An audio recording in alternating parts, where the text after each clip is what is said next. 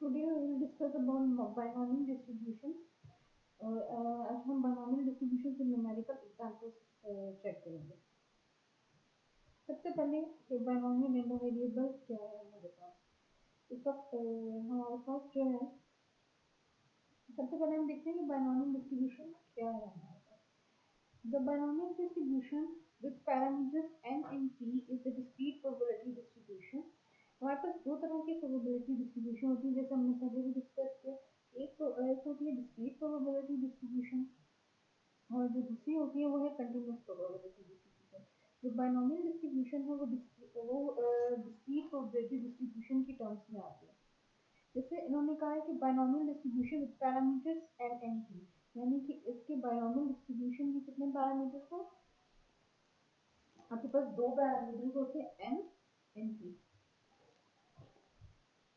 And आपके पास है number of successes in a sequence of n independent experiments. आपके पास n independent experiments होते हैं, यानी कि experiment जब भी आप repeat करते हैं वो एक दूसरे से independent होते हैं, यानी कि एक दूसरे पर dependent नहीं होते, उनका effect एक दूसरे पे नहीं होता. By asking a question that yes or no question and each value with its own Boolean value outcome, success, failure, yes, choose, now.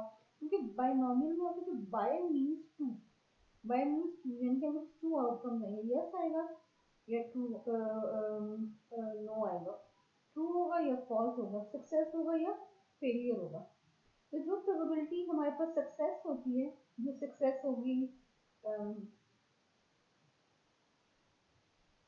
Yes हो गया, ट्रू हो गया या वन, तो वो होती है प्रोबेबिलिटी पी, यानी सक्सेस की प्रोबेबिलिटी हमेशा पी होगी. और इसके ऑपोजिट जो हो जाएगा, इसे सक्सेस के ऑपोजिट फेलियर, यस की ऑपोजिट नो, ट्रू के ऑपोजिट फॉल्स, वन के ऑपोजिट जीरो. ये है probability q is equal to one minus p. आप इसको वन माइनस पी भी लिख सकते हैं, जिसको हम डिनोट करते हैं क्यू से भी डिनोट कर लेते हैं. सिंगल सक्सेस, फेलियर और एक और बात कि जब आपके इन दोनों का सम करेंगे ये ऑलवेज इक्वल टू वन आएगा. आपके प्रोबेबिलिटीज का सम जो है वो हमेशा इक्वल टू वन आना चाहिए. A single success failure experiment is also called a Bernoulli trial. A Bernoulli experiment. Binomial जो है हमारे पास टू की कैटेगरी है. हमने कहा बाय मींस टू. जब ये भी आपका सिंगल सक्सेस फेलियर होता है, जब एक के साथ होता है तो आप बर्नौली ट्रायल या बर्नौली एक्सपेरिमेंट करते हैं. And a sequence of outcomes from is called Bernoulli process for single trial. जब ये एक्सपेरिमेंट सिंगल ट्रायल के लिए होगा, यानी कि n is equal to one के लिए होगा, तो ये बर्नौली एक्सपेरिमेंट बन जाएगा. जब n is greater than one हो जाएगा तो फिर आपका ये बायनोमियल एक्सपेरिमेंट बन जाएगा. The binomial distribution the Bernoulli distribution क्योंकि इसी की बेस पे है, और the binomial distribution the basis for the popular binomial statistical significance. The binomial distribution is frequently used to model the number of successes in a sample of size n drawn with replacement from a population of size n. अब ये यहाँ पे important बात आपकी है कि आपका size sample of size n, हमने पहले ही कहा कि सैंपल ऑफ साइज को हम किससे डिनोट करते हैं, n से. जो आपने ड्रॉ किया है किसने ड्रॉ किया, विद रिप्लेसमेंट. जब आपके पास विद रिप्लेसमेंट का केस आएगा पॉपुलेशन ऑफ साइज n. ठीक, अब इसके फॉर्मूलाज देख लेते हैं, उसको डिनोट कैसे करते हैं, लिखते कैसे हैं. इसकी प्रोबेबिलिटी मास फंक्शन जो बायनोमियल रैंडम वेरिएबल x की है वो है f of x is equal to ncx. इसको आप ncx पढ़ते हैं जो ब्रैकेट में है आपका n और x को पढ़ेंगे ncx. Probability raised to p raised to power x. p means आपकी प्रोबेबिलिटी ऑफ सक्सेस है इनटू वन माइनस p यानी कि प्रोबेबिलिटी ऑफ फेलियर. अब इस वन माइनस p की जगह q भी लिख सकते हैं. Power of n minus x. n means period mean total number of sample size जो भी आपका है वो, और x वो जितने भी आपने रैंडम वेरिएबल ड्रॉ करने जो आपको गिवन होंगे. हम डिनोट करते हैं बायनोमियल डिस्ट्रीब्यूशन को b ब्रैकेट और उसके अंदर ब्रैकेट की विद इन ब्रैकेट आप इसके पैरामीटर्स लिखते हैं. जैसे हम ऊपर पढ़ा है कि आपके जो पैरामीटर्स है इसके दो हैं, एन एंड पी। तो आप कहेंगे x is distributed as binomial with parameters n and p. बाद हम इसकी प्रॉपर्टीज देख लेते हैं।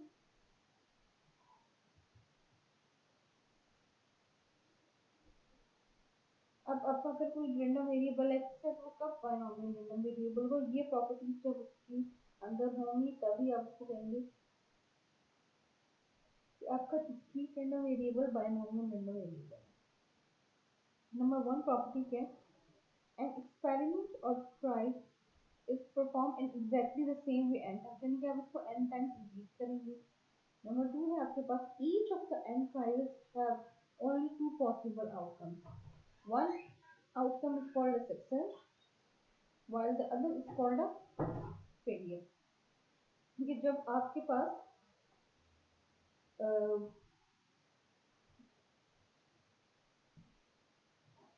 each of the n आपके पास जो n ट्रायल्स जितने भी आपने हर n ट्रायल का यानी हर each of the n her n trial के दो पॉसिबल आउटकम्स होंगे, सक्सेस या फेलियर। n ट्रायल्स होंगे आपके इंडिपेंडेंट होंगे, यानी कि वो एक दूसरे पे डिपेंड नहीं करेंगे। जब तक n ट्रायल्स आपके इंडिपेंडेंट नहीं होंगे आपका बाइनोमियल डिस्ट्रीब्यूशन जो है वो आप नहीं उसको लगा सकते। The probability of success denoted P is the same for each trial. The probability of failure is Q is equal to 1 minus Q. हर एक इसमें क्या probability of success her trial के लिए same रहेगी। The random variable x is the number of success in the n trial. आपके पास जो x होता है जैसे हमने फॉर्मूला में भी देखा था m p x p raised to power x q raised to power n minus x होता, उसमें आपका x क्या है? x इसको डिनोट करें number of success in n trial. अब जब तक आपकी ये सारी प्रॉपर्टी क्वेश्चन पूरी नहीं होंगी तब तक आपका अब बाइनोमियल डिस्ट्रीब्यूशन नहीं लगा सकते। ठीक है, अगर हम फर्दर अब एग्जांपल से देखेंगे इससे हमें ज़्यादा बेटर अंडरस्टैंडिंग हो जाएगी कि ये उसके फॉर्मूलाज हैं आपके mean variance and standard deviation of binomial distribution. First जो है मीन है आपका mean of the binomial distribution, mu जिसको डिनोट करते हैं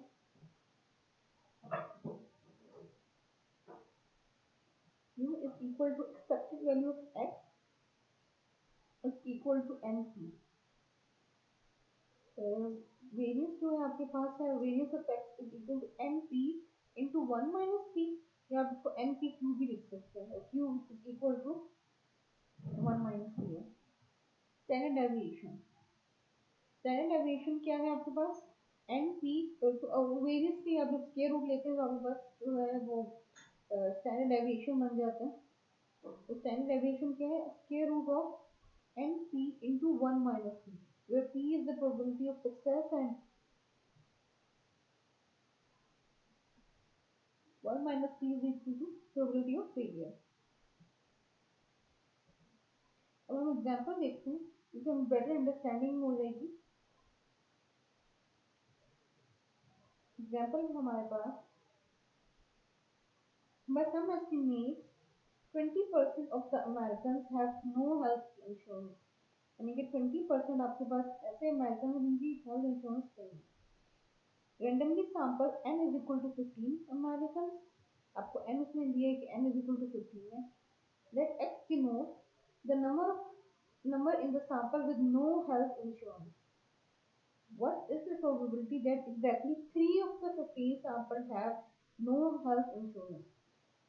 सबसे पहले आप देखें आपको दिया कि 20% जो आपके पास है एक ये प्रोबेबिलिटी अब ये देखना है कि सक्सेस की या फेलियर, जिसके लिए हम आगे देखेंगे जिसमें 20% जो आपके अमेरिकन है उनको कोई हेल्थ इंश्योरेंस नहीं है उनके पास। आपने सैंपल किसका लिया है?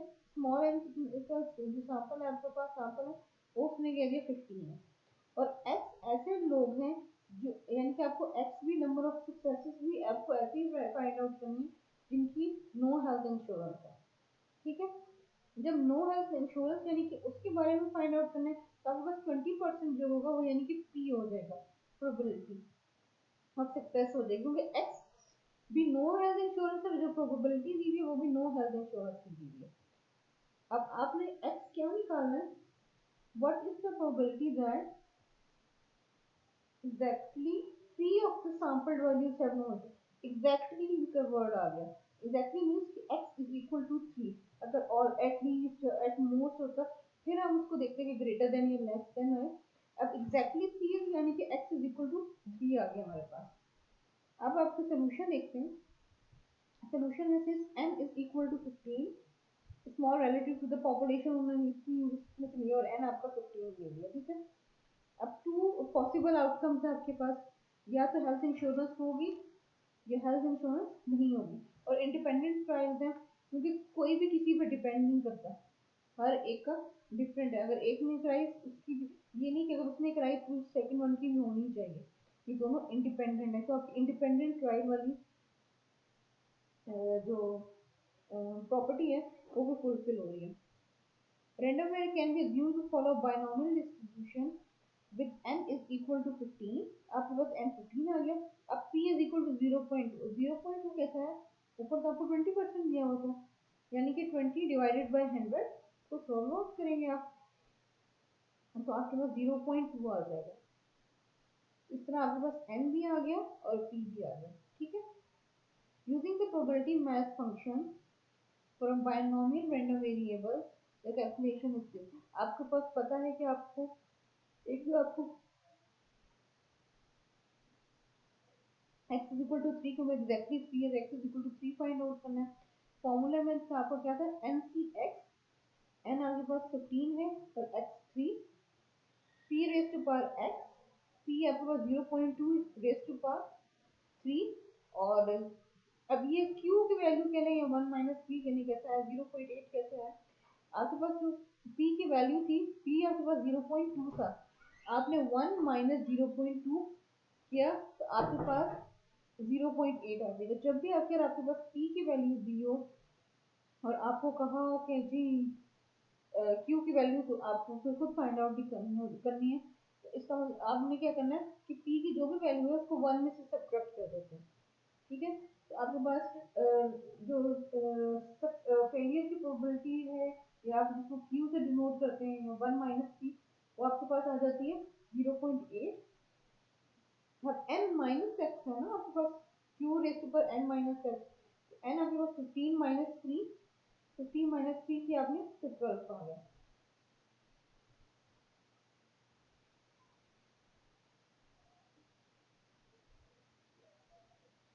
अब आप इसको सॉल्व आउट कैसे किए, 15 c3 है, तो आप कैलकुलेटर में इसको डालेंगे तो आप 15 और कॉम्बिनेशन का एक होता है वो बटन प्रेस करेंगे, 15 c3 तो आपके पास ये वैल्यू आ जाएगी, बाकी तो आप पावर में ही है उसको इन सब वैल्यूज को मल्टीप्लाई करेंगे तो आपके पास आंसर जो हो जाएगा 0.25 आ जाएगा।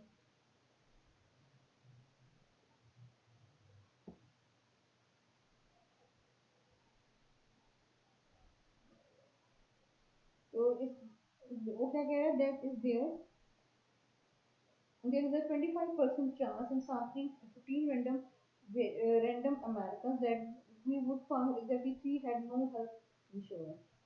अब नेक्स्ट एग्जांपल देख लेते हैं।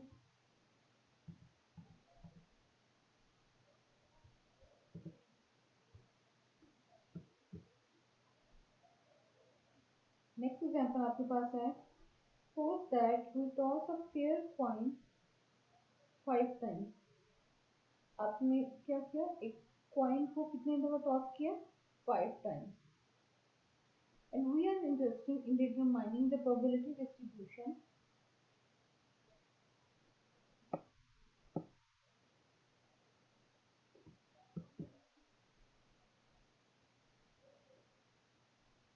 of x where x represents the number of heads, आपके पास जो x है वो number of heads है that we obtain। We know that in tossing a fair coin 5 times, तो हमने करना 5 times।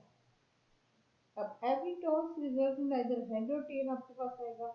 probability of head को आप किससे डिनोट करेंगे, p से, और आपके पास क्या होती है हमेशा जो हेड की प्रोबेबिलिटी है वो 1/2 ही आती है।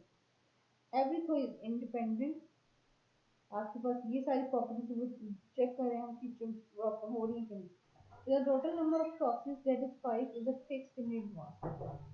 अब है कि अबव 4 पॉइंट्स आपके जो बेसिक्स हैं वो उन्होंने आपकी प्रॉपर्टीज हैं वो आपको दिखा दी। 5 टॉसेस ऑफ द कॉइन होंगे, यानी कि 0 1 2 3 4 5 हेड्स होंगे।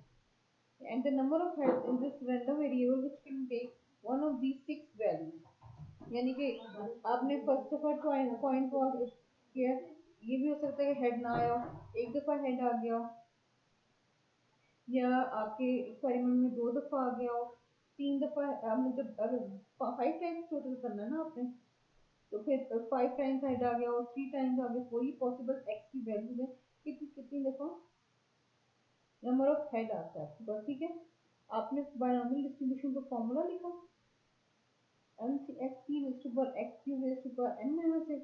n आपके पास क्या है, total number of trials. p आपके पास probability of success in each trial है। q आपके पास होता है probability of failure, that is q is equal to 1 minus p। x number of successes in n trials, और x आपके पास नहीं। तो हम देखते हैं आगे कैसे करना है। अब हमें पता है कि बायनॉमियल ऑफ जो डिस्ट्रीब्यूशन की दो पैरामीटर्स n एंड p। अब n हमारे पास 5 है क्योंकि हमने 5 दफा कॉइन को टॉस करना था, और प्रोबेबिलिटी हमेशा सेम रहती है p इज इक्वल टू 1/2, क्योंकि आपको कॉइन एक कॉइन टॉस हुआ है ना, उसकी प्रोबेबिलिटी 1/2 है। फिर को अब इसकी जो फेलियर होगा वो हम कैसे, हमने ऊपर भी डिस्कस किया कैसे फाइंड आउट करते हैं, 1 माइनस पी करके q is equal to 1 minus p. तो 1 माइनस 0.5 आप करेंगे, आपके पास 0.5 आंसर आएगा। अब हमने फॉर्मूला जो था उसमें पहले x इज इक्वल टू 0 की हमने वैल्यूज जो थी वो देख ली कि हमारे पास x वो है कि x हमारे पास है कि number of successes in n trials, यानी कि कितनी दफा हेड आएगा आपके पास।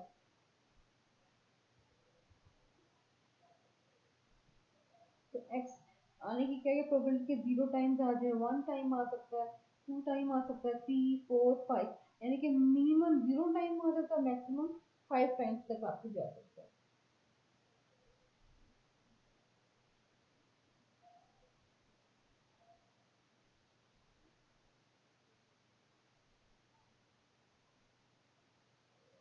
अब हमने फॉर्मूला पहले उसको बना लिया, 5c(x) लिखा आपने इनटू प्रोबेबिलिटी, क्योंकि प्रोबेबिलिटी कांस्टेंट है हर एक लिए, तो प्रोबेबिलिटी की वैल्यू डाल दी 1/2 c 1/2 raise to power x, then 1/2 n minus x mean n 5 आपके पास कांस्टेंट रहेगा, फिक्स रहेगा 5 minus x.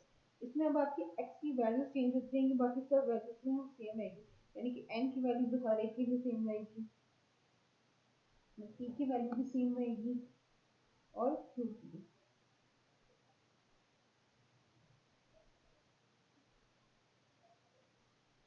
x is equal to 0 के लिए अब हम चेक करते हैं पहले।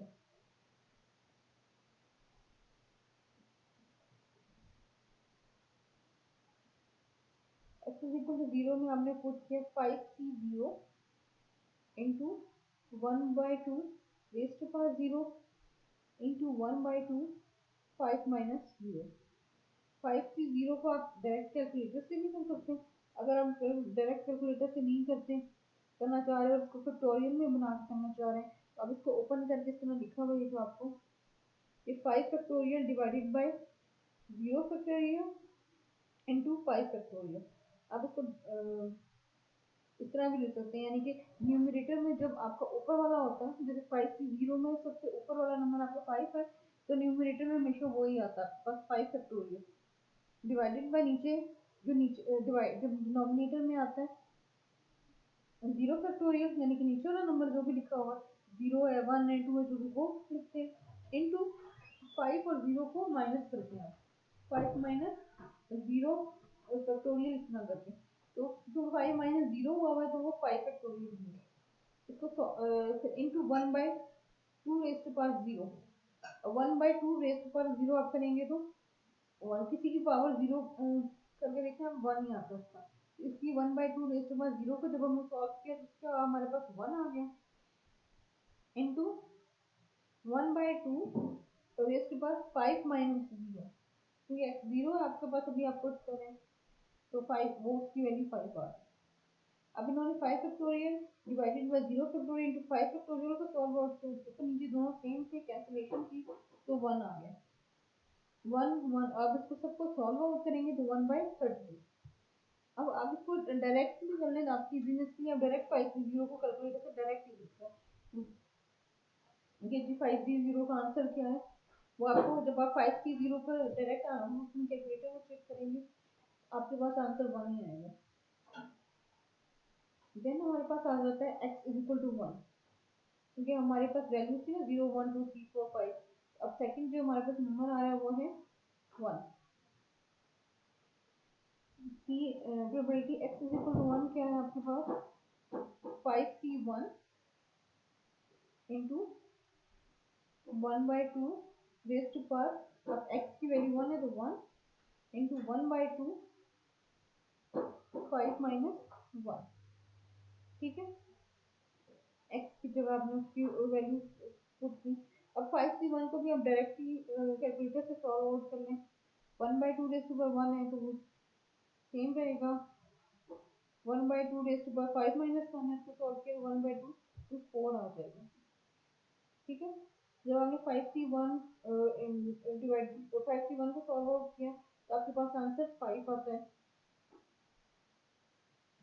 फिर आपके पास 1/2, सारों को सॉल्व आउट करने के बाद आपके पास आंसर आ जाएगा 5/32।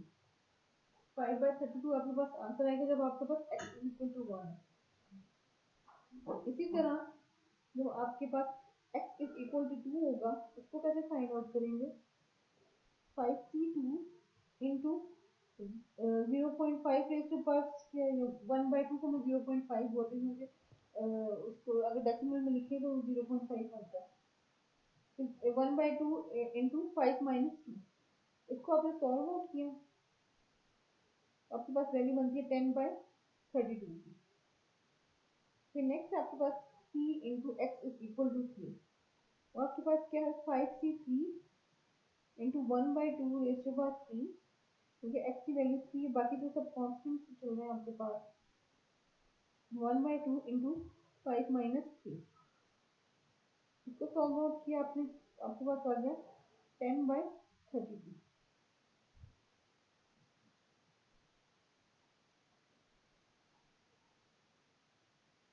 नेक्स्ट आपके पास है x इज इक्वल टू 4 के लिए, तो प्रोबेबिलिटी आप x इज इक्वल टू 4 की निकालें।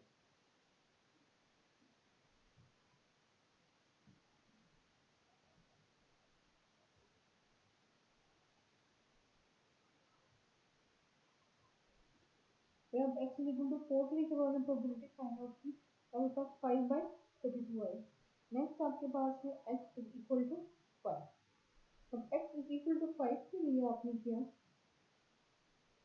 5c2 into 1/2 raise to power 5, 1/2 raise to power 5 - 5।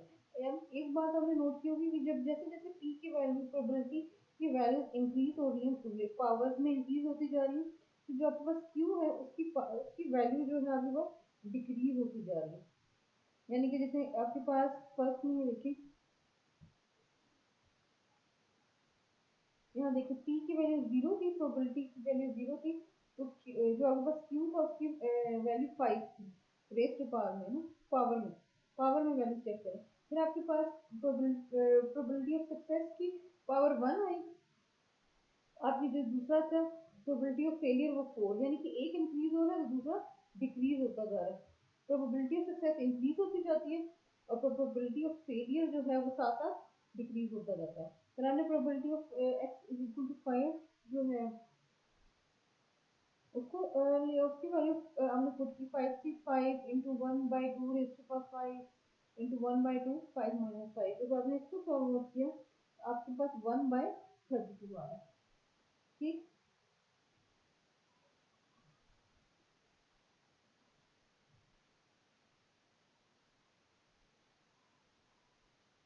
अब हम टेबल बनाएंगे नंबर ऑफ हेड्स एक्स और probability P of x. Zero के कॉरस्पॉन्डिंग तो है आपकी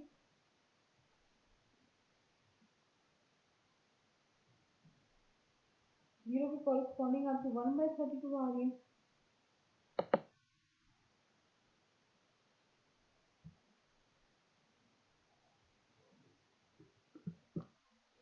वन के कॉरस्पॉन्डिंग आपकी 1/32 है, और सॉरी जीरो के कॉरस्पॉन्डिंग 1/32 है आपकी।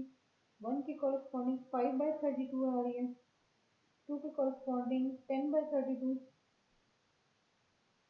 थ्री के कॉरस्पॉन्डिंग भी 10/32 आपके पास आ रही है। फोर के कॉरस्पॉन्डिंग प्रोबेबिलिटी जो है आपके पास वो 5/32 है, और फाइव के कॉरस्पॉन्डिंग आपके पास 1/32 है। जब हमने सबका सम किया तो आपके पास इक्वल टू 1 है, क्योंकि आपको पता है कि प्रोबेबिलिटी सम जो है इक्वल टू 1। अब इसका हमने ये तो प्रोबेबिलिटी फाइंड आउट की ना हमने, या फिर जो अभी तक हमने सिर्फ प्रोबेबिलिटी फाइंड आउट किया, ठीक है।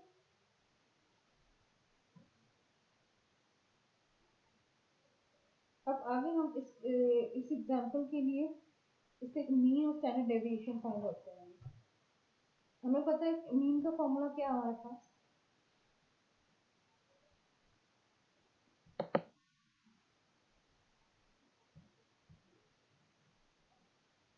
मीन देखिए हमारे पास जो एक्सपेक्टेड वैल्यू एक्स जिसको मीन कहते हैं वो एन पी है। एन एन हम तो हमारे पास गिवन था पी भी हमारे पास फिक्स था, तो n is equal to 5 और p is equal to 1/2, ठीक है।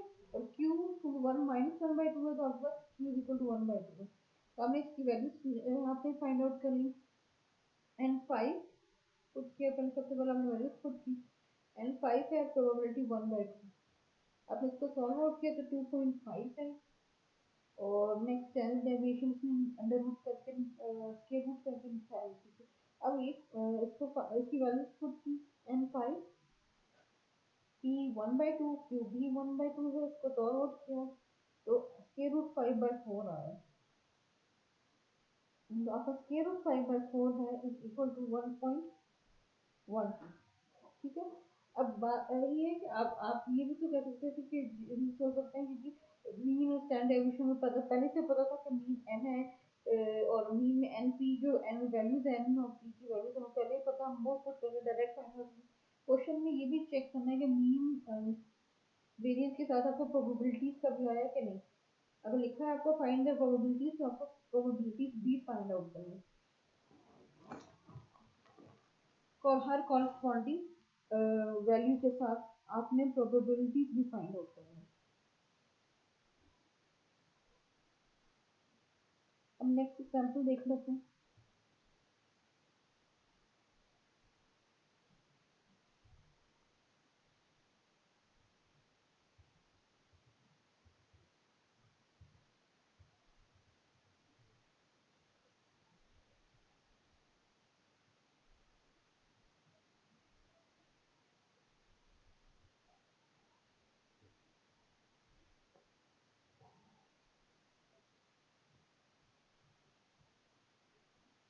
नेक्स्ट एग्जांपल है हमारे पास, the following data has been obtained by tossing a loaded die 5 times and noting the number of times that we obtained a 6, fit a binomial distribution to this data। अब number of sixes आपको दिए हैं, यानी कि 0 time आपके पास आ सकता है, 1 time आ सकता है, अब 2 टाइम्स आ सकता है, 3, 4 और 5। इसने क्या सिर्फ 5 टाइम इसने डाई को रोल आउट किया है, और आपको क्या चाहिए नंबर ऑफ सिक्स ऑब्टेन है। अब इसकी पॉसिबिलिटी 5 टाइम्स इसने डाई को रोल आउट किया हुआ है, तो इसका मतलब है कि आपका 5 times number of sixes check कर सकेंगे ना, क्योंकि 5 टाइम्स इसके पास ऑप्शन है 0, 1, 2, 3, 4, 5। फ्रीक्वेंसी इसको आपको दी हुई है 12, 0 के कॉरस्पॉन्डिंग 12 है, 1 के कॉरस्पॉन्डिंग 56,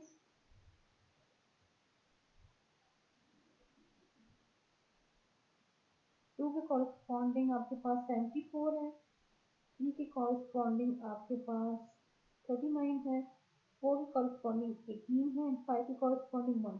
तो आपने एफ जिसको हम फ्रीक्वेंसी को जिसको हम एफ से भी डिनोट करते हैं, तो आपने इन सबको एडअप किया, 12 plus 56 plus 74 plus 39 plus 18 plus 1। तो आपके पास जो है आंसर इसका फ्रीक्वेंसीज का जो सम है वो 200 आ गया।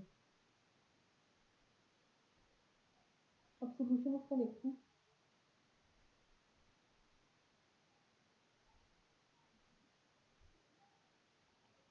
सोल्यूशन आपको है तो जब फिट बाइनोमियल डिस्ट्रीब्यूशन में mean to find n in p, n आपके पास 5 है, पी आपने फाइंड आउट करना है, पी आपके पास नहीं है। अब पी फाइंड आउट करने के लिए इसमें हम x bar is equal to n p कर लेंगे। एन पी का रिलेशन है ना हमारे पास, तो मीन था हमारे पास mu is equal to n p. अब क्योंकि ये नंबर ऑफ 6 फाइंड आउट करना चाह रहा है कि नंबर ऑफ 6 कितने हैं, इसलिए भी एन पी से आपको करेगा, ठीक है। इस फॉर्मूले से वो हम पी की वैल्यू निकालेंगे।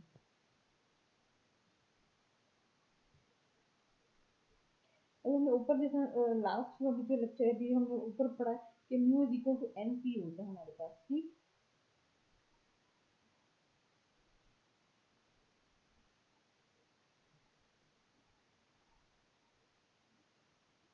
अब ये क्वेश्चन भी आ सकता है कि हमें तो पता है कि जी लोडेड डाई या डाई की प्रोबेबिलिटी 1/6 है, हम तो 1/6 क्यों नहीं लिख लेते। हम प्रोबेबिलिटी को 1/6 इसलिए नहीं लिख रहे कि हम पूरे पूरे डाई की प्रोबेबिलिटी को नहीं चेक आउट कर रहे कि जब आप डाई की प्रोबेबिलिटी फाइंड आउट करते हैं तब आप 1/6, हम सिर्फ नंबर ऑफ सिक्सेस जो हैं उनको देख रहे हैं। हम सारे ये हम नहीं देख रहे कि सारे जो पॉसिबल सोर्स हैं आपके पास वो कितने हैं, उसकी उसकी क्या प्रोबेबिलिटी, हम नंबर ऑफ सिक्सेस की चेक कर रहे हैं, ठीक है। तो इसके लिए हमें x bar is equal to n p से फाइंड आउट करना। अब एक्स बार क्योंकि फ्रीक्वेंसी इन्वॉल्व है हमारे पास, तो हमने पढ़ा हुआ है मीन में, अरिथमेटिक लास्ट लेक्चर्स में हमने पहले स्टार्ट के लेक्चर में पढ़ा हुआ है कि एक्स पी हमारे सॉरी एक्स बार जो अरिथमेटिक मीन है जब फ्रीक्वेंसी इन्वॉल्व हो जाए,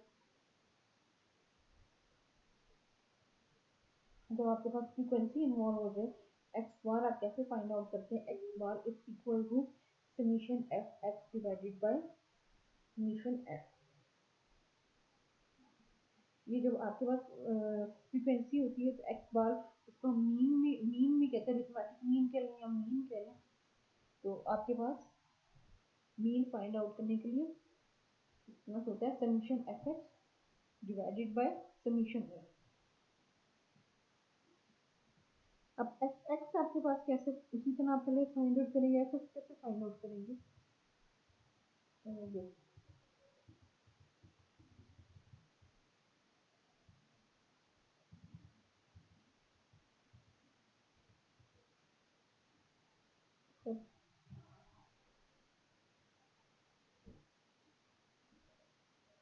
एफ एक्स आपके पास कैसे, एक्स आपके पास ये नंबर ऑफ सिक्सेस है, ठीक है। तो एफ आपके पास 12 56 74 39 18 1 है। आप इसके बाद क्या करेंगे, एक x x into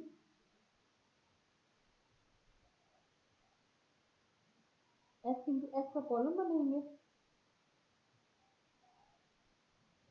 x into x का कॉलम बन जाएगा आपके पास 0 मल्टीप्लाई बाई 2 वो तो 0 हो जाएगा, फिर प्लस 1 मल्टीप्लाई बाई 56 जो plus 2 multiply by 74 plus 3 multiply by 39 plus 4 multiply by 18 plus 5 multiply by 1।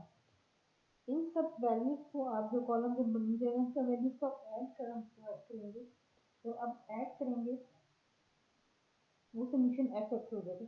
और समीशन एफ आप लोगों ने फाइंड आउट किया हो पहले कि इन फ्रीक्वेंसीज का सम जो है 12 plus 56 plus 74 plus 39 plus 18 plus 1 is equal to 200। ये इस तरह वैल्यूज पुट करेंगे, जो समीशन एफ एक्स की वैल्यू आपके पास 398 आई है डिवाइडेड बाई 200 तो जब आप सॉल्व आउट करेंगे तो आपके पास आएगा 1.99। अब 1.99 आपके पास क्या है, एक्स बार है आपके पास। एक्स बार की वैल्यू क्या है, 1.99। अब ऊपर हमने देखा, जब हमने ऊपर जैसे डिस्कस किया, पी फाइंड आउट करने के लिए हमने इस रिलेशनशिप में इस इक्वेशन को हम x bar is equal to n p को हम यूज करेंगे ताकि हम इसमें से पी की वैल्यू फाइंड आउट कर सकें।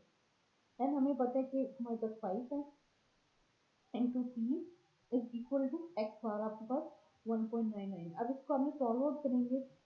5 जो है पी से मल्टीप्लाई हो रहा है, तो इक्वेशन के सेकंड साइड में जाके आप इसको मल्टीप्लाई, पी के साथ मल्टीप्लाई हो रहा है तो आप वहाँ जाके डिवाइड करेंगे। जब आप 1.99 को डिवाइडेड बाय 5 करेंगे तो 0.398 आपके पास आंसर आएगा।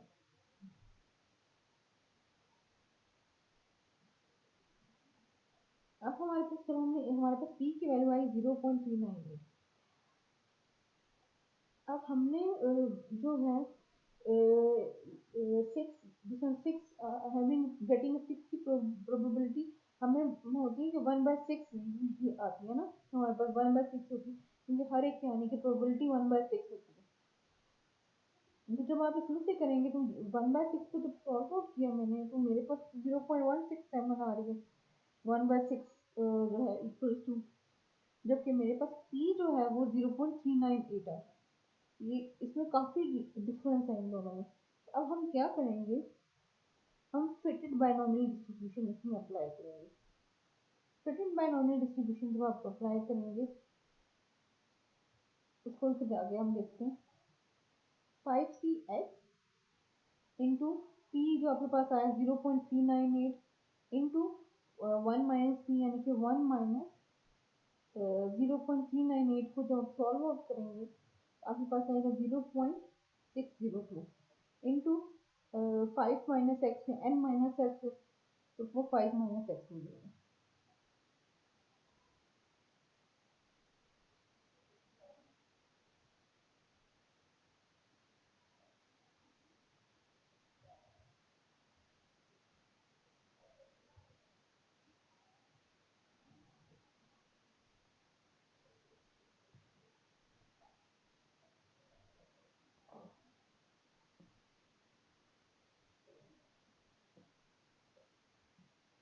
इधर जब आप प्रोबेबिलिटी जो है अब इसको आपने फाइंड आउट किया।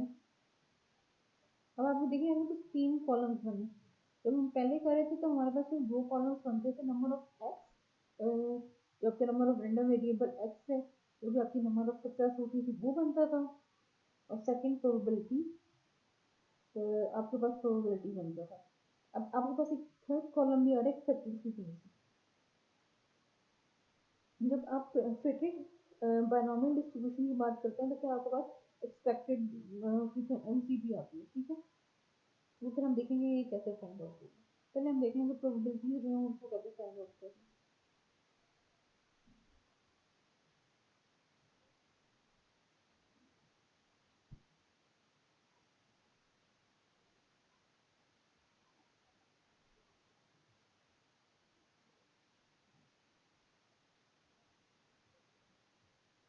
नंबर ऑफ पिक्सेस हमारे पास एक्स की वैल्यू से 0 1 2 3 4 5 चल जाएगा। ये आपके पास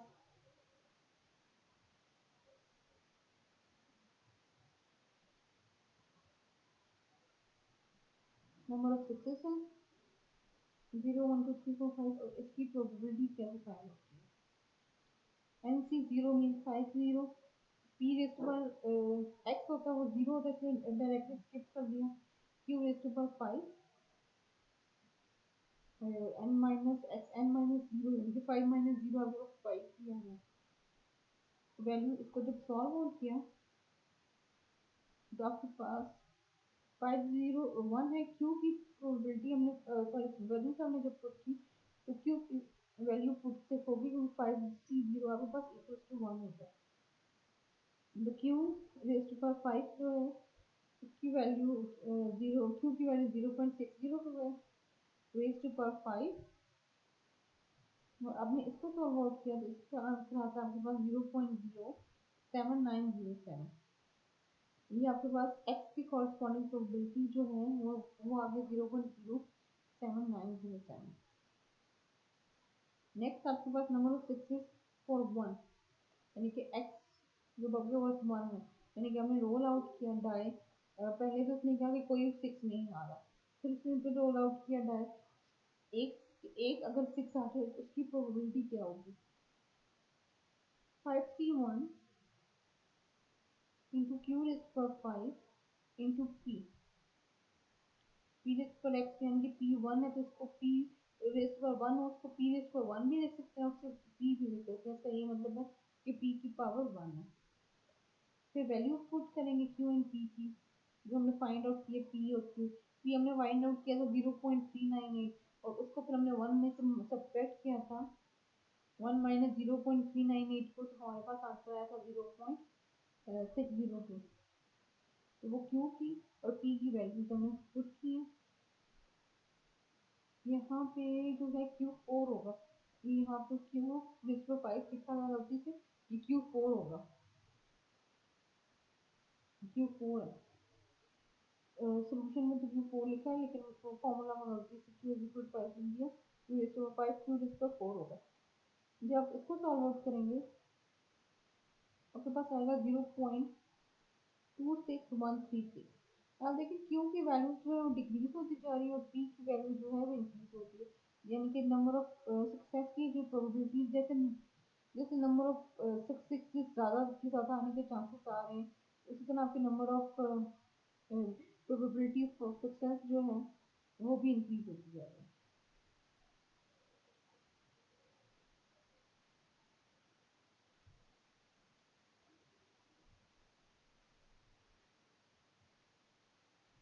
नंबर ऑफ सक्सेस 2 जो है फॉर 2,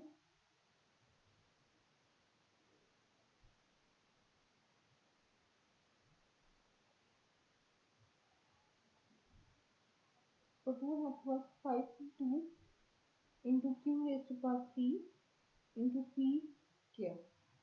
ये आपके पास क्या है इज इक्वल टू 5c2 को जब आपने सॉल्व आउट किया और आपके पास 10 आया है। क्यू रेज टू पावर 3 को उसकी वैल्यू पुट की 0.602 raise to power 3 into 0.398 raise to power 2। इसको सॉल्व आउट किया 0.34559। देन नेक्स्ट आपके पास जब x की वैल्यू 3 है तो 5c3 q raise to power 0 sorry q raise to power 2 p raise to power 3 is equal to, अब 5c3 के जब सॉल्व आउट करेंगे 10 इंटू 0.602 का स्क्वायर इंटू 0.398 का क्यूब। इसको सॉल्व आउट करेंगे तो 0.22847 आएगा।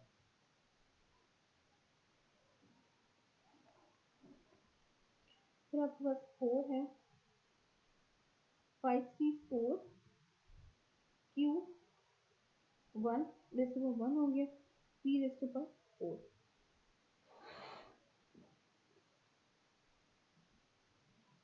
0.602 5 इंटू 0.398 रेस्ट पर 4। इसको सॉल्व आउट किया तो 0.07553। नेक्स्ट है x इज इक्वल टू 5, तो आपके पास x इज इक्वल टू 5 आएगा। इसका मतलब है 5c5 इंटू p रेस्ट पर 5 इज इक्वल टू 0.398 एंड में आपका q 0 हो जाएगा, इसके हमने q को नहीं लिखा। तो आप इसको सॉल्व आउट करेंगे तो आपके पास आएगा 0.00998। अब हमें पता है कि जो प्रोबेबिलिटीज है उनका सम हमेशा इक्वल टू 1 आना चाहिए। हमने इन सब प्रोबेबिलिटीज को जब ऐड अप किया तो इक्वल टू 1 आया। 0.07907 plus 0.26136 plus 0.34559 plus 0.22847 plus 0.07553 plus 0.00998। इस सबको जो हम सॉल्व आउट सबको ऐड अप करेंगे हम, तो हमारे पास आंसर 1 आता है। अब नेक्स्ट जो कॉलम था वो हमारे पास स्पेक्ट्रल फ्रीक्वेंसी का न्यू कॉलम, जो हमारे पास लास्ट एग्जांपल थी उसमें स्पेक्ट्रल फ्रीक्वेंसी लिखनी थी। अभी देखिए ऊपर जैसे हमने यहाँ पे डिस्कस किया था कि हमारे पास 1/6 की प्रोबेबिलिटी होती है वो 0.167 है, जबकि हमारे पास पी जो है वो 0.398 आ रहा है। 0.398 आपके पास पी आ रहा है, जो कि काफ़ी डिफर कर है। तो हम इसलिए हम इसको फिटेड बायनॉमियल भी हम अप्लाई करेंगे। जो फिटेड बायनॉमियल की बात होती है, जब आप प्रोबेबिलिटी फाइंड आउट करते हैं इसको मल्टीप्लाई बाय 200 कर देते हैं, जो भी आपके पास कैपिटल एन होता है। और हम इसको देखेंगे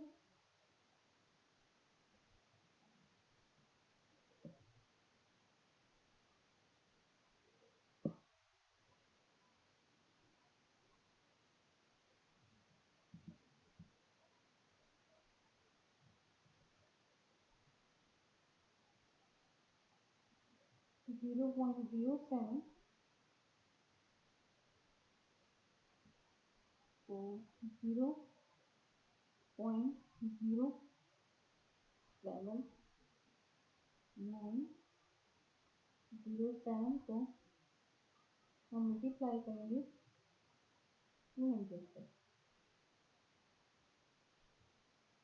देखा होगा 15.8 आ गया। अपनी एक्सपेक्टेड फ्रीक्वेंसी जब फाइंड आउट करते हैं, जिसको हम बात करते हैं कि हम फिटेड बायनॉमियल लगाते हैं, तो हम जो हमारे पास प्रोबेबिलिटीज आती हैं हम उनको कैपिटल एन से मल्टीप्लाई करते हैं। जो आपके पास कैपिटल एन, इसमें हमारे पास कैपिटल एन क्या था, जो हमारे पास समीशन एफ है वो है, तो उससे हमने मल्टीप्लाई किया। और नेक्स्ट हमारे पास आ रही है 0.26 136 मल्टीप्लाई बाय 200।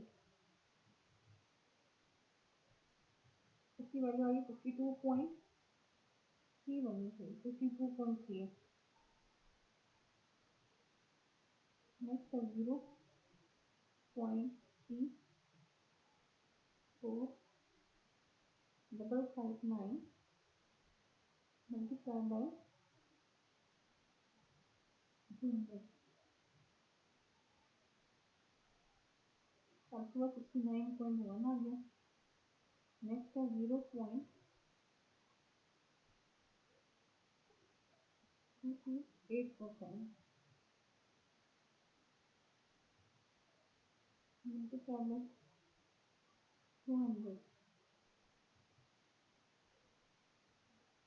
45.69 उसको राउंड ऑफ करके 45.7 कर दिया। नेक्स्ट है 0.07553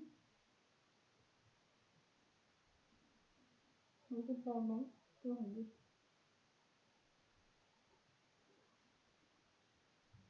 आपके पास आ गया 15.1। नेक्स्ट आपके पास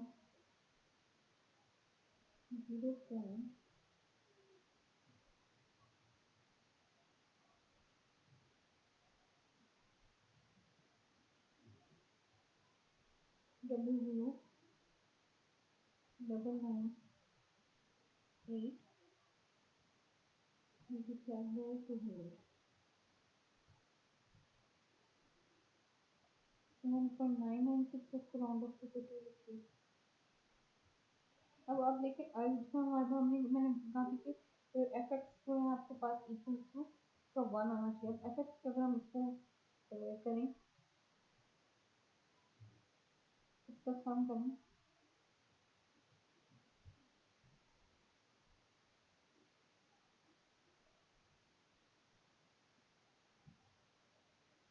प्लस नेक्स्ट वैल्यू एक्स के कॉरस्पॉन्डिंग जो प्रोबेबिलिटीज है अभी हम उनको ऐड करके देखें।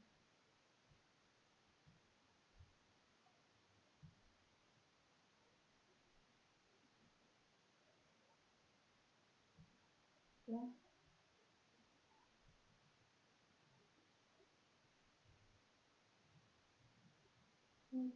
Nine plus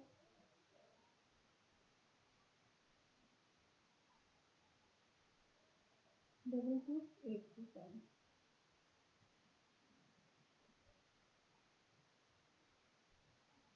plus 0.07 double 0.000998। क्योंकि तक आपके पास जो प्रोबेबिलिटी ऑफ एक्स है उसका दिशा में इक्वल टू 1 है। अब हम एक्सपेक्टेड फ्रीक्वेंसी को ऐड करके देखते हैं।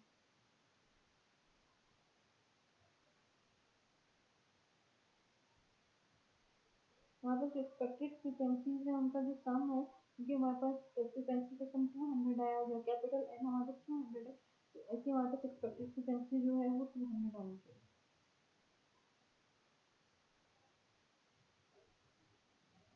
एक्सपेक्टेड जो फ्रीक्वेंसी का सम है वो 200 है, ये 200 नहीं होगा।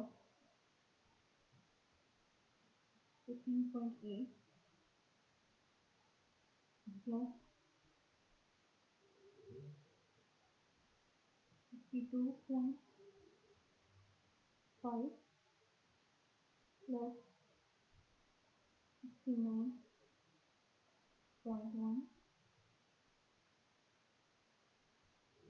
प्लस 45.7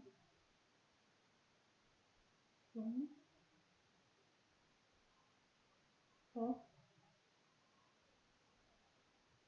15.1 प्लस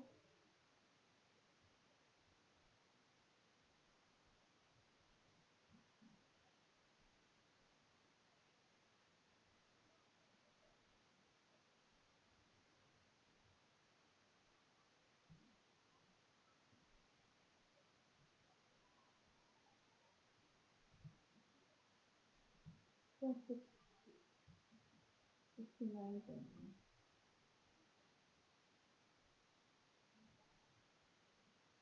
प्लस 55.7 प्लस 15.1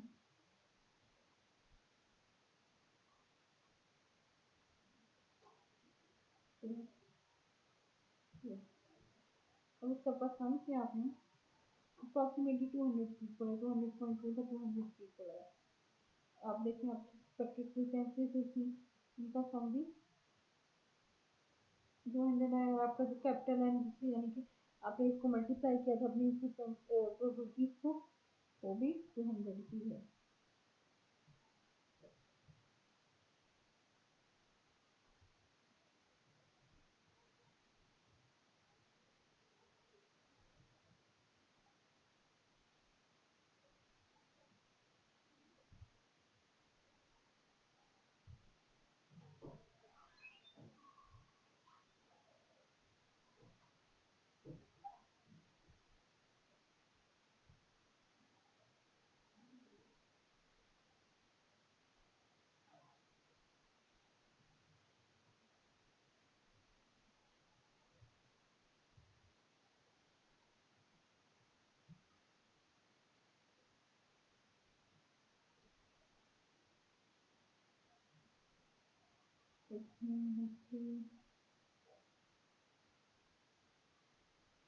उसका वाला कैलकुलेशन नहीं, सिंपल आपके पास साइंटिफिक कैलकुलेटर होगा, इसमें कॉम्बिनेशन का होगा कि आप कैसे कॉम्बिनेशन को फाइंड आउट करेंगे। मतलब 5 की 1 5 की 2, डायरेक्ट आप 5 की 1 5 की 2 का लेकर के जो है फाइंड आउट कर सकते हैं। इसमें आपके पास ये इस कैलकुलेटर में आपके पास ये आ जाएगा, ठीक है। है आपके पास, इस तरह से आप उसको फाइंड आउट करेंगे। आज के जो लेक्चर में हमने जो था बायनॉमियल डिस्ट्रीब्यूशन के बारे में पढ़ा था। Binomial distribution mean bi means two, bi means two. अब आपका अगर बायनॉमियल में आपके टू आउटकम्स होते हैं आपके पास, यानी कि सक्सेस या फेलियर का, और बायनॉमियल का जो अगर सिंगल ट्रायल आप इसको चेक करें, आपके पास वो बायनॉमियल डिस्ट्रीब्यूशन को अप्रोच करता है। बायनॉमियल वेंडर वेरिएबल के एन टू पैरामीटर्स एन से होती एन, पी आपके पास प्रोबेबिलिटी है और एन आपके पास सैंपल है। तो इसका हमने देखा था मास फंक्शन हमने देखा था, ये जिसका फॉर्मूला भी कह सकते हैं पीडीएफ जो आपके पास बायनॉमियल का है, वो आपके पास है x is equal to n c x p raise to power x into one minus p n minus x. अब वन माइनस पी को क्यू से भी यहाँ पे लिख सकते हैं। अगर आप उसमें इसका सेकंड आपके फॉर्मूला आपके पास बनेगा n c x p raise to power x into q raise to power n minus x. और हम जो बायनॉमियल डिस्ट्रीब्यूशन को डिनोट करते हैं बी ब्रैकेट में से दो पैरामीटर्स एन एंट्री, इससे पता चल जाता है आपके कि आपका बायनॉमियल डिस्ट्रीब्यूशन फाइंड आउट करेंगे। और आप इसको कैसे रीड आउट करेंगे, x is distributed as binomially with parameters n and p. फिर आपके पास इसकी प्रॉपर्टीज हमने डिस्कस की। प्रॉपर्टीज में क्या है कि आप एन टाइम्स करते हैं, आपके पास दो पॉसिबल आउटकम्स होते हैं, सक्सेस का या फेलियर का। जो एन ट्रायल्स होते हैं वो इंडिपेंडेंट होने चाहिए आपके पास। और प्रोबेबिलिटी ऑफ सक्सेस को आप जो नोट करते हैं वो पी से करते हैं, और प्रोबेबिलिटी ऑफ फेलियर को आप डिस्कस करते हो जो डिनोट करते हैं वन माइनस पी या q, because q is equal to one minus p. अब आप अगर इसको आप सम अप करें तो आपके पास इक्वल टू वन आना चाहिए, यानी P plus one minus P को अब आप करें तो आपके पास इक्वल टू वन वन आता है। और रैंडम वेरिएबल एक्स जो है वो आपके पास क्या होता है, number of successes in the n. Next आपके पास mean variance and standard deviation का फॉर्मूला है। मीन है आपके पास mu is equal to square value x is equal to mp। Variance आपके पास है mp into one minus P, और स्टैंडर्ड डेविएशन है आप स्क्वायर रूट ऑफ रेडियस जब करते हैं, square root of radius M square root of M P into one minus P, आपके पास स्टैंडर्ड डेविएशन भी आता है। Variance of N P into one minus P को आप एन पी क्यू भी लिख सकते हैं। स्टैंडर्ड डेविएशन को भी आप square root of M P Q लिख सकते हैं। P means probability of success. तो हमारे पास आगे हमने एग्जांपल्स डिस्कस की थी। अगर एग्जांपल्स आपके पास की एक तो ठीक है, प्रोबेबिलिटी से आपके पास दी हुई और आपको एक पर्टिकुलर के लिए फाइंड आउट करनी है, और इसमें exactly X is equal to 3 के लिए आपके पास था।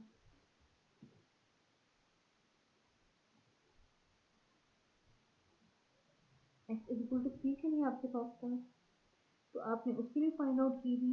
तो प्रोबेबिलिटी आपको सक्सेस की दी हुई थी, और एक्स भी आपके पास नो हेल्थ इंश्योरेंस था, और प्रोबेबिलिटी अपनी आपके पास नो हेल्थ इंश्योरेंस थी, यानी कि फिर आपके पास ये प्रोबेबिलिटी ऑफ सक्सेस होगी।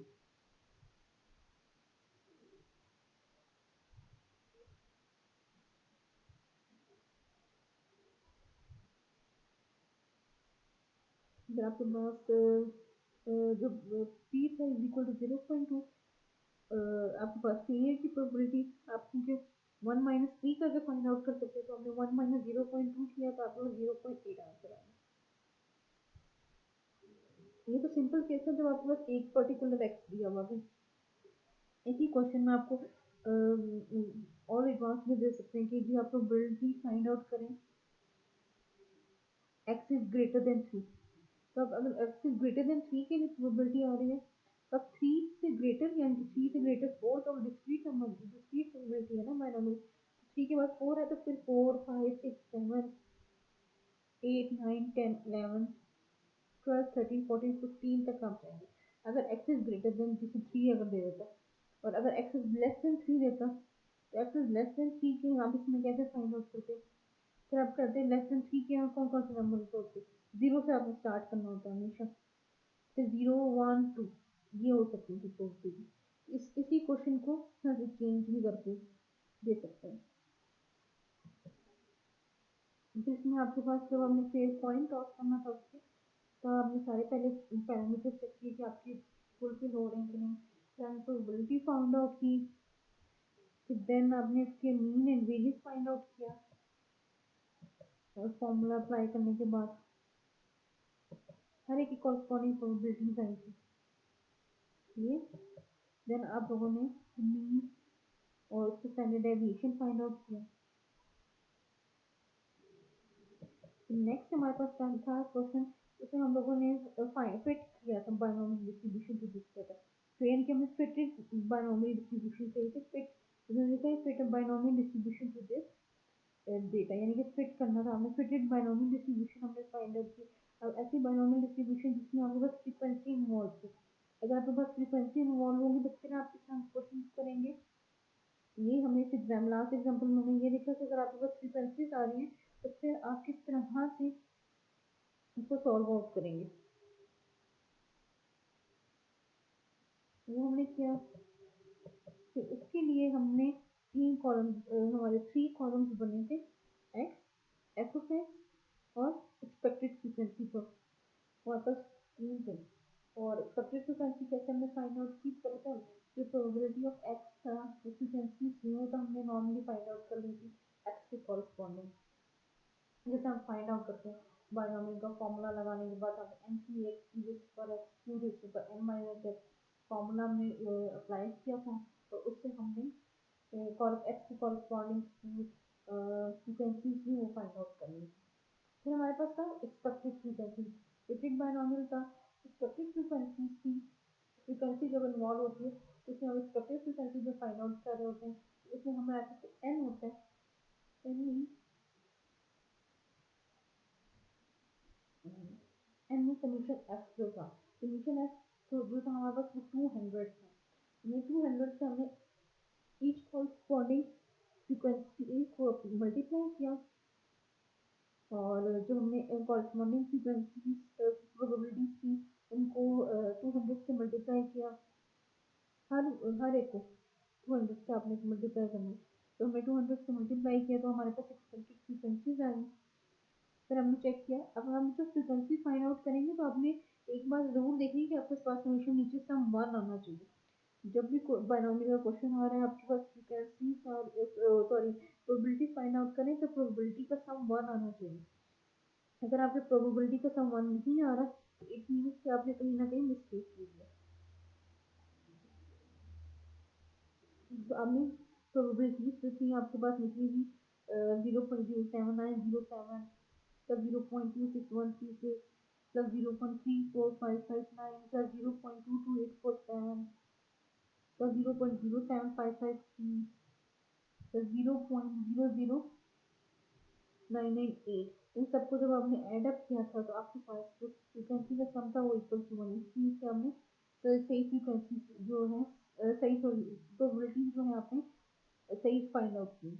फिर हमारे पास एक्सपेक्टेड फ्रीक्वेंसीज थी जिसको हमने कहा था हर प्रोबेबिलिटी कॉरस्पॉन्डिंग तो हर प्रोबेबिलिटी को मल्टीप्लाई बाय 200 करके आगे आ सकते हैं, यानी कि 200 multiply by 0.07907, 200 multiply by 0.26136, 200 multiply by 0.34559, 200 multiply by 0.22847, 200 multiplied by 0.07553, then 200 multiplied by 0.00998, इन सबको हमने जब किया तो आपके पास ये वैल्यूज आ गई 15.8, 52.5, 69.1, 45.7, 15.1 और 2, इन सबका जब हम सम किया इक्वल टू 200 है, यानी कि आपने सही फाइंड आउट क्वेश्चन किया कि आपके पास एक्सपेक्टेड फ्रीक्वेंसी जो थी तो इक्वल टू 200 है। तो आज जो है हमने डिस्क्रीट प्रोबेबिलिटी डिस्ट्रीब्यूशन का की जो टाइप जिसमें फर्स्ट जो आ रही है बायनोमियल वो हमने डिस्कस किया। बायनॉमियल डिस्ट्रीब्यूशन, जो कि डिस्क्रीट डिस्ट्रीब्यूशन और बायनॉमियल डिस्ट्रीब्यूशन हमारे तब तक जब आपके पास विद रिप्लेसमेंट का केस होगा। जब आपके पास विद रिप्लेसमेंट का केस होगा तो आप फिर बायनॉमियल डिस्ट्रीब्यूशन